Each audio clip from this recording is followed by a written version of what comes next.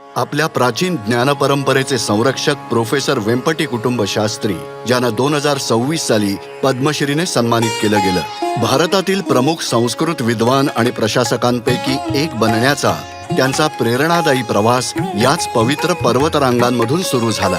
या प्रवासाची सुरुवात तेव्हा झाली जेव्हा वयाच्या अवघ्या 10व्या वर्षी त्यांनी प्रतिष्ठित तिरुमला तिरुपती देवस्थानम वेद पाठशाळेत वेदांचा अभ्यास सुरू केला.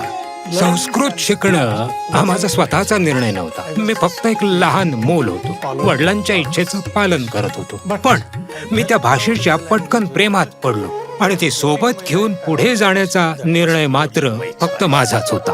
त्यांचा जन्म 1950 मध्ये गुडलावेल्लरू येथे 10 जणांच्या कुटुंबात झाला, जिथे पैसा कदाचित कमी असेल पण संस्कारांची कमतरता नव्हती. माझी आई नेहमी भक्तिगीतं आणि धार्मिक गाणी म्हणायची, अगदी घरकाम करताना सुद्धा. आणि आम्ही आमच्या परंपरा पाळाव्यात याची माझे वडील विशेष काळजी घ्यायचे. त्यांच्या बालवयात कुटुंबाची परिस्थिती बरी नसल्यामुळे ते अनवाणीत शाळेत जायचे, अगदी कडक उन्हाळ्यातही. परंतु कोणतीही अडचण त्यांच्या शिक्षणात बाधा आणू शकली नाही. माझ्या गुरुने मला प्रत्येक पावलावर मार्गदर्शन केलं. जेव्हा मी नोकरी करण्याची इच्छा व्यक्त केली तेव्हा पूजनीय कांची परमाचार्य श्री श्री चंद्रशेखरेंद्र सरस्वती महाराजांनी मला सांगितलं, नाही, तू संस्कृतचा अभ्यास सुरू ठेव.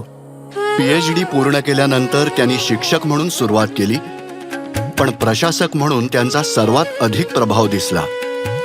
राष्ट्रीय संस्कृत संस्थानाचे संचालक म्हणून त्यांनी संस्थेला अभिमत विद्यापीठाचा दर्जा मिळवून देण्यात महत्त्वाची भूमिका बजावली, जे आज केंद्रीय संस्कृत विद्यापीठ दिल्ली म्हणून ओळखले जाते.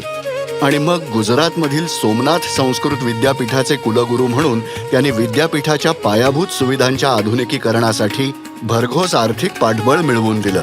प्राध्यापक शास्त्री यांनी आंतरराष्ट्रीय संस्कृत अभ्यास संघाचे अध्यक्ष म्हणून सलग 2 कार्यकाळ काम पाहिलं आणि आशिया व उत्तर अमेरिकेत आयोजित 4 जागतिक संस्कृत परिषदांचं यशस्वीपणे नेतृत्व केलं. संस्कृतला अधिक सुलभ आणि लोकप्रिय बनवण्यासाठी त्यांनी केलेल्या अथक प्रयत्नांमुळे नव्या पिढ्या या प्राचीन भाषेवर प्रेम करू लागल्या आहेत. वयाच्या 75व्या वर्षीही त्यांची ऊर्जा आणि समर्पण जराही कमी झालेलं नाही. सध्या ते श्री चंद्रशेखरेंद्र सरस्वती विश्वविद्यालयाचे कुलपती म्हणून कार्यरत आहेत. फक्त नोकरी मिळवण्यासाठी अभ्यास करू नका. जर का तुम्हाला उच्च स्तरावर पोहोचायचं असेल तर तुम्हाला आवडणाऱ्या विषयाचा अभ्यास करा. मग तो संस्कृत निवडा किंवा इतर विषय शिकताना तुम्हाला आनंद मिळत असेल तर यश नक्कीच मिळेल. प्रोफेसर वेंपटी कुटुंब शास्त्री, पद्मश्री 2026.